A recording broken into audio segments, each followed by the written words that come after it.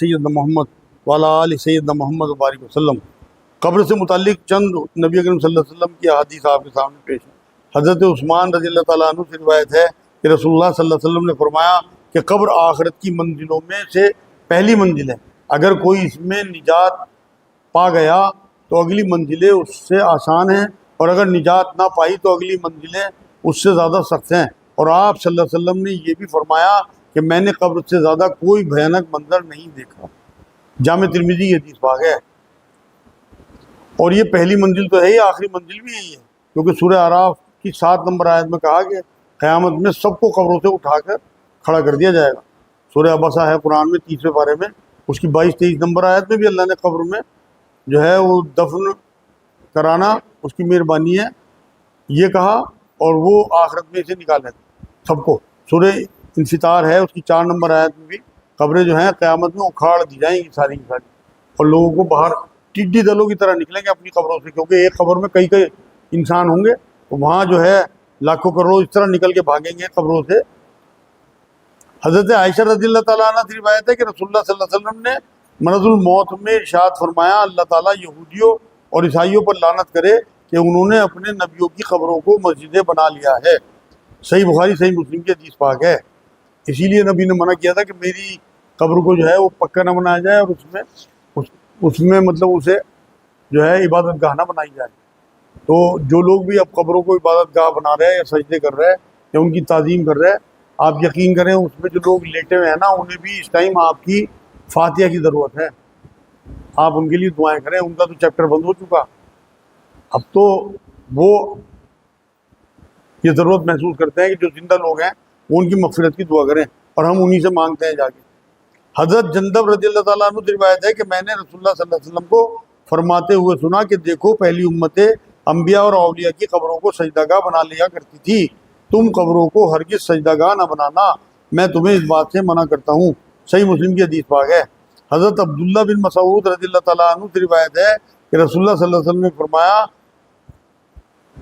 میں نے تم کو زیارت قبور سے منع کر دیا تھا، مطلب قبروں کی زیارت سے، اب تم قبروں کی زیارت کر لیا کرو، کیونکہ اس سے دنیا کی بے رغبتی اور آخرت کی یاد اور فکر پیدا ہوتی ہے۔ سنن ابو داؤد شریف کی، سنن ابن ماجہ کی حدیث پاک ہے۔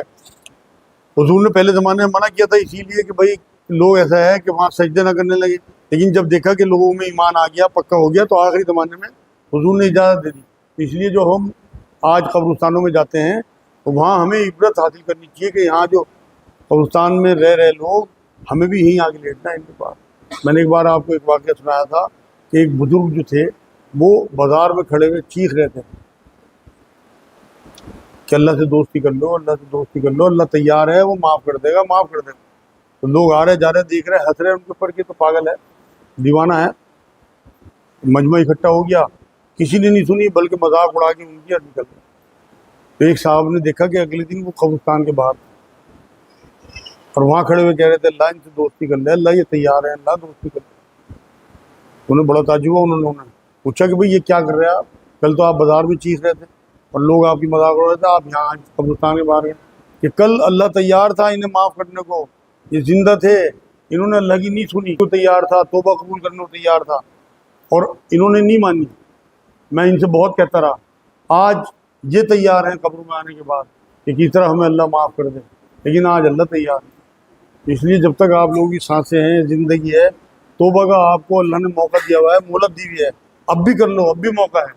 آپ یقین کرو اگر آپ نے توبہ کر لی، آپ خود محسوس کریں گے اپنے آپ کو ہلکا پھلکا۔ جو لوگ توبہ کرتے ہیں کسی گناہ کے بعد، ان سے آپ ان کا مشاہدہ لے لو کہ انہیں کیسا محسوس ہوتا ہے۔ ایسا ہوتا ہے جیسے اندر سے سب کچھ ختم ہو گیا گناہوں کا معاملہ۔ اور خود حضور نے کہا کہ جن نے سچے دل سے توبہ کر لی وہ ایسا ہے جیسے اس نے گناہ کیا ہی نہیں۔ قرآن میں اللہ نے سورہ زمر کی 53 نمبر آیت میں کہا کہ اے نبی جو اپنے اوپر ظلم کر بیٹھے میرے ان بندوں سے کہہ دے کہ ان سے بڑے گناہ بھی ہو وہ میں ان کے سب معاف کر دوں گا، بس وہ میری رحمت سے نا امید نہ ہو۔ تو اللہ کی رحمت سے نا امید نہیں ہونا، بلکہ اپنے گناہ کو بڑے سے بڑا گناہ بھی ہو تو یہ سمجھنا ہے کہ اللہ کے لیے کچھ نہیں ہے، سچے دل سے توبہ ہو، اللہ ڈرامے بازی میں نہیں آتا، اللہ کو معاذ اللہ کوئی بیوقوف نہیں بنا سکتا۔ اس لیے سچے دل سے اگر آپ کی توبہ ہوگی تو پچھلے تمام گناہ اللہ معاف کر دے گا۔ ایک دو حدیثیں اور سن لیں، انشاءاللہ پھر سوال جواب کریں گے۔ حضرت برہ بن عازب رضی اللہ تعالیٰ عنہ سے روایت ہے کہ رسول اللہ صلی اللہ علیہ وسلم عالم برزخ یعنی قبر کے ثواب و عذاب کا تذکرہ کرتے ہوئے فرمایا کہ اللہ کا مومن بندہ اس دنیا سے منتقل ہو کر جب عالم برزخ میں پہنچتا ہے اس کے پاس اللہ کے دو فرشتے آتے ہیں۔ برزخ کہتے ہیں آڑ والی چیز، قبر جو ہے وہ آڑ والی چیز ہے، یہاں سے ہم سے تو چھپی ہوئی ہے اندر کیا کیا ہونا کسی نے کچھ نہیں دیکھا، تو جو ہم سے چھپی ہوئی چیز ہے وہ برزخ ہے، پورا ایک عالم ہے۔ یہ قبریں تو نشان ہے نا اس کے، یہ تو بدن 4-5 دن میں 8-10 دن میں کیڑے مکوڑے سب کھا جاتے ہیں، روحیں باقی رہتی ہیں جو قرآن میں ذکر ہے علیین سجین، جو بری روحیں ہیں اور جو اچھی روحیں ہیں ان کے الگ الگ مقام اللہ نے بتائے، وہ عالم برزخ ہے۔ اس کا ذکر نبی اکرم صلی اللہ علیہ وسلم نے بتایا کہ وہ کیا ہے۔ فرشتے آتے ہیں، وہ اس کو بٹھاتے ہیں، پھر اس سے پوچھتے ہیں تیرا دین کیا ہے؟ وہ کہتا ہے میرا دین اسلام ہے۔ پھر پوچھتے ہیں یہ آدمی جو تم میں مبعوث کیا گیا تھا یعنی حضرت محمد صلی اللہ علیہ وسلم، ان کے بارے میں تمہارا کیا خیال ہے؟ وہ کہتا ہے کہ وہ اللہ کے سچے رسول ہیں۔ فرشتے کہتے ہیں کہ تمہیں یہ بات کس نے بتلائی؟ وہ کہتا ہے کہ میں نے اللہ کی کتاب میں پڑھی تو میں ایمان لایا اور میں نے ان کی تصدیق کی یعنی رسول اکرم صلی اللہ علیہ وسلم کی، اور مومن بندے کا یہی جواب ہے جس کے متعلق قرآن مجید میں اللہ تعالیٰ کا ارشاد ہے۔ قرآن میں سورہ ابراہیم ہے، اس کی 27 نمبر آیت میں اللہ نے یہ بات کہی کہ اللہ ایمان والوں کو سچی پکی بات یعنی صحیح عقیدہ اور صحیح جواب کی برکت سے ثابت رکھے گا دنیا میں اور آخرت۔ اس کے بعد فرمایا کہ ایک ندہ دینے والا آسمان سے ندہ دیتا ہے کہ بندے نے ٹھیک بات کہی اور صحیح جواب دیے، لہٰذا اس کے لیے جنت کا فرش کرو اور جنت کا اس کو لباس بناؤ اور جنت کی طرف اس کے لیے ایک دروازہ کھول دو۔ چنانچہ دروازہ کھول دیا جاتا ہے اور اس سے جنت کی خوشگوار ہوائیں اور خوشبوئیں آتی ہیں اور جنت میں اس کے لیے حد نظر تک کشادگی دی جاتی ہے۔ اس کے بعد ایمان نہ لانے والے کافر کو موت کا ذکر آپ صلی اللہ علیہ وسلم نے کیا تو فرمایا کہ مرنے کے بعد اس کی روح اس کے جسم میں لوٹائی جاتی ہے اور اس کے پاس بھی دو فرشتے آتے ہیں، وہ اس کو بٹھاتے ہیں، اس سے بھی پوچھتے ہیں کہ تیرا رب کون ہے؟ وہ کہتا ہے کہ افسوس میں کچھ نہیں جانتا۔ پھر فرشتے اس سے پوچھتے ہیں کہ دین تیرا کیا ہے؟ وہ کہتا ہے افسوس میں کچھ نہیں جانتا۔ پھر فرشتے اس سے کہتے ہیں کہ یہ آدمی تمہارے درمیان مبعوث ہوا تھا یعنی کہ نبی اکرم صلی اللہ علیہ وسلم، تمہارا اس کے بارے میں کیا خیال ہے؟ وہ پھر یہی کہتا ہے کہ افسوس میں کچھ نہیں جانتا۔ اس سوال جواب کے بعد آسمان سے ایک ندا دینے والا اللہ کی طرف سے پکارتا ہے کہ اس نے جھوٹ کہا۔ پھر اللہ تعالیٰ کی طرف سے منادی کر دی جاتی ہے کہ اس کے لیے دوزخ کا فرش کرو، دوزخ کا اس کو لباس بناؤ اور اس کے لیے دوزخ کا ایک دروازہ کھول دو۔ اس کو برابر دوزخ کی لپٹیں اور جلانے جھلسانے والی ہوائیں آتی رہیں گی اور اس میں قبر اس پر نہایت تنگ کر دی جائے گی جس کی وجہ سے اس کا دباؤ پڑے گا اور اس کے سینے کی پسلیاں ادھر ادھر ہو جائیں گی، اس طرح گھسیں گی ایک دوسرے کے پسلی اندر ادھر ادھر ہو جائیں گی۔ پھر اس کو عذاب دینے کے لیے ایک ایسا فرشتہ اس پر مسلط کیا جائے گا جو نہ کچھ دیکھے گا نہ سنے گا، اور اس کے پاس لوہے کی ایک ایسی مونگری ہوگی کہ اگر اس کی ضرب کسی پہاڑ پر لگا دی جائے تو وہ مٹی کا ڈھیر ہو جائے۔ وہ فرشتہ اس مونگری سے اس کے ایک ضرب لگائے گا جس سے وہ اس طرح چیخے گا جس کو جن و انس کے علاوہ ساری مخلوق سنے گی، جو مشرق اور مغرب کے درمیان ہے۔ اس ضرب سے وہ خاک ہو جائے گا، اس کے بعد اسے پھر روح ڈالی جائے گی اور پھر یہ سزا اس کی جاری رہے گی۔ مسند احمد کی حدیث پاک ہے، سورہ مومنون ہے قرآن میں، اس کی 99 نمبر آیت میں برزخ میں پہنچنے پہ دوبارہ دنیا میں آگے نیک اعمال کی بات کریں گے لوگ، لیکن اللہ بالکل نہیں سنے گا، کوئی فائدہ انہیں نہیں ہوگا۔ سورہ مومن ہے، اس کی 45 اور 46 نمبر آیت میں فرعونیوں کو صبح شام برزخ میں آگ کے سامنے پیش کیا جاتا رہے گا جب تک قیامت برپا ہوگی، اور دوزخ کا عذاب تو سخت ہونا ہی ہے۔ تو ایسا نہیں ہے کہ دوزخ کا جو معاملہ ہے وہ قیامت میں کھلے گا، بلکہ دوزخ آپ کی قبر سے ہی شروع ہو جائے گی۔ جبھی تو نبی نے فرمایا کہ یا تو جنت کے باغوں میں سے ایک باغ ہے قبر، اور یا پھر دوزخ کے گڑھوں میں سے ایک گڑھا ہے۔ تو اس لیے ہمارا معاملہ ہماری موت سے شروع ہو جانا ہے، اس لیے بہت احتیاط کریں۔ حضرت آج کی آخری حدیث سن لیں۔ حضرت عبداللہ بن عمر رضی اللہ تعالیٰ عنہ سے روایت ہے کہ رسول اللہ صلی اللہ علیہ وسلم نے بیان فرمایا کہ تم میں کوئی جب مر جاتا ہے اگر وہ جنتیوں میں سے ہے تو جنتیوں کے مقام میں اس کو جو مقام ہونے والا ہے وہ ہر صبح شام اس کے سامنے کیا جاتا ہے، مطلب جنت کا مقام۔ اگر وہ مرنے والا دوزخیوں میں سے ہوتا ہے تو اسی طرح دوزخیوں کے مقامات بھی اس کو مقام اس کے سامنے کیے جاتے ہیں، اور کہا جاتا ہے کہ قیامت کے دن جب اللہ تجھے اپنی طرف بلائے گا تو یہ تیرا مستقل ٹھکانہ ہوگا۔ صحیح بخاری صحیح مسلم کی حدیث پاک ہے۔ اس لیے میرے بھائیوں، اپنی اس قیامت کا انتظار نہ کریں۔ نبی نے فرمایا ہر انسان کی موت اس کی قیامت ہے، کیونکہ اسی دن آپ کا حساب کتاب قبر میں پہنچتے ہی شروع ہو جانا ہے۔ تو آپ کو قیامت کا انتظار کروڑوں سال بعد والی نہیں کرنا، بلکہ اپنی آنے والی قیامت، جو جن کی عمر اس ٹائم 60 سال ہے، وہ باقی دنیا میں جی رہا ہے، جیسے میں ہوں 62 کا ہوں۔ اب کچھ نہیں پتہ کب اللہ کی طرف سے بلاوا آ جائے۔ اور ویسے بھی جوانی میں بھی ایکسیڈنٹ آپ نے سنے ہوں گے، بڑی بڑی بیماری ہو جاتی ہے، مر جاتے ہیں۔ تو اپنی آخرت اور اپنی قبر کا فکر کریں۔ نبی اکرم صلی اللہ علیہ وسلم کے بارے میں حضرت عائشہ فرماتی ہے کہ میں نے کبھی نہیں دیکھا کہ نبی اکرم صلی اللہ علیہ وسلم دعا کرتے ہو اور قبر کے عذاب سے پناہ نہ مانگتے۔ تو اس لیے اپنی دعاؤں میں ان چیزوں سے ضرور پناہ مانگا کریں جن سے نبی اکرم صلی اللہ علیہ وسلم نے پناہ مانگی۔ اس میں قبر کا عذاب بھی ہے، حالانکہ حضور تو معصوم تھے، لیکن یہ دعائیں ہم اس لیے سکھا کے گئے کہ ہم سے محبت تھی کہ ہم ان دعاؤں کو یاد رکھیں اور مانگیں۔ اللہم صلی اللہ سیدنا محمد وعلی آل سیدنا محمد وبارک وسلم۔ خواب سے متعلق چند نبی اکرم صلی اللہ علیہ وسلم کی تعلیمات آپ کے سامنے پیش ہیں، کیونکہ خواب جو ہیں وہ ہمارے معاشرے میں بہت دیکھے جاتے ہیں لوگوں کے، اور پھر بہت زیادہ ان پہ تبصرہ ہوتا ہے۔ لوگ سوچتے ہیں کہ ہمارے خوابوں کی کیا تعبیر ہے، کیا مسئلہ ہے۔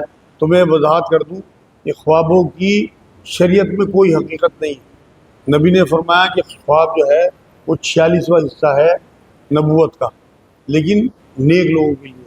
ہمارے خواب کیا، ہم نے تو رات کو پیٹ بھر کے اوپر تک گلا بھر لیا کھانے سے، رات کو ہمیں ڈکارے آئیں، ان کے سیدھے خواب آئے، ہم سوچ رہے ہیں پتہ نہیں کیا چیز ہے۔ میرے پاس روز آتی ہیں عورتیں اور بچے، لڑکے اور مرد، کہ جی ہم نے یہ دیکھا یہ دیکھا۔ بھائی تمہاری ویلیو کیا خواب کی؟ اس لیے حقیقت میں بدلو۔ نمازیں پڑھتے نہیں، خواب کو اپنے یہ سمجھے جیسے نبی کا خواب دیکھ لیا۔ حضرت ابو رزین عقیلی رضی اللہ تعالیٰ عنہ سے روایت ہے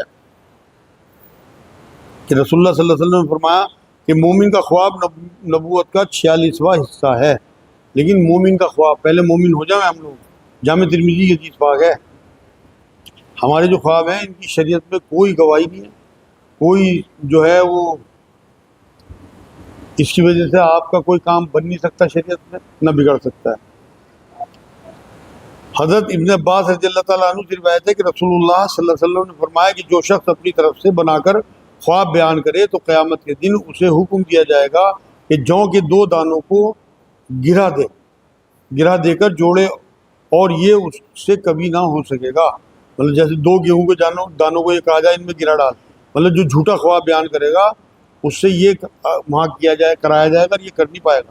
صحیح بخاری کی حدیث پاک ہے۔ اللہ خوابوں کی تعبیر کا علم تو ہے۔